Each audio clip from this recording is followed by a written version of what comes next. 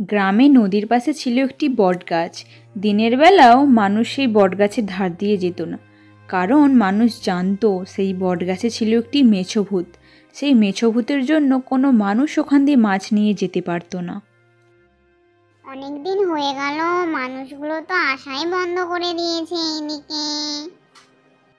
কিন্তু একদিন মাছ কিনে নিয়ে যেতে যেতে সেই সন্ধে হয়ে গেল। এখন ওই বটগাছটা পেরোতে পারলেই বাঁচি, না হলে ওই মেছো ভূত আমার মাছ না খেয়ে নেয়। কতদিন পরে মাছের গন্ধ পাচ্ছি। এই পথে বুঝি মানুষ মাছ নিয়ে এসেছে। যাই যাই, দেখি তো কে এনেছে মাছ। শাকচুন্নি সেই মাছের গন্ধ পেয়ে যায়।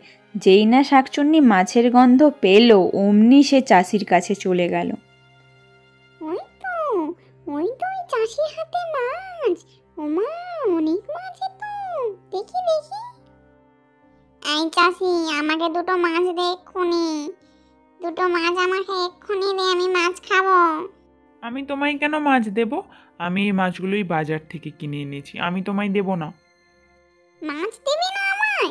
দেখবি এক্ষুনি তোর ঘাটটা মটাস করে মটকে দেবো, তখন তোর মাছ খাওয়া বেরিয়ে যাবে। শাকচুন্নি জোর করে চাষির কাছ থেকে মাছগুলি ছাড়িয়ে নেয়। দে বলছি, দে আমাকে মাছ দে, আমি মাছ খাবো। দে বলছি, ছাড় এখান থেকে, ছাড়। মাছ দিবি না আমায়? যা বাড়ি যা, আমি এই মাছগুলো এখন আরাম করে খাই। কতদিন পর মাছ পেলাম।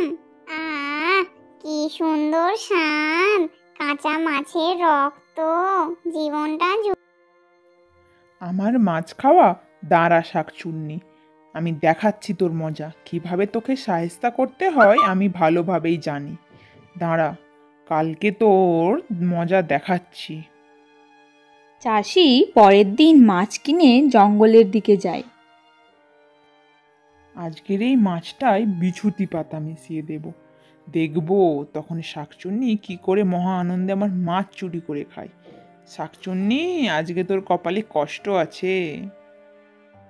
চাষি সেই মাছ নিয়ে শাকচুন্নির কাছে যায় পরের দিন রাতে।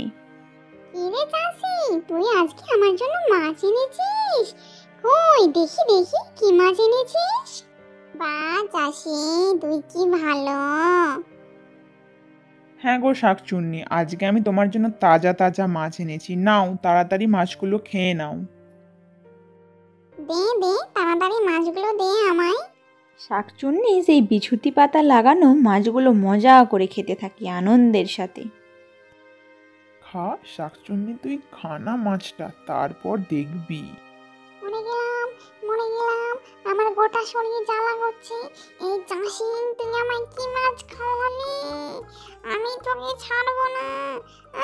মরে গেলাম, মরে গেলাম, গোটা গা জ্বলছে আমার।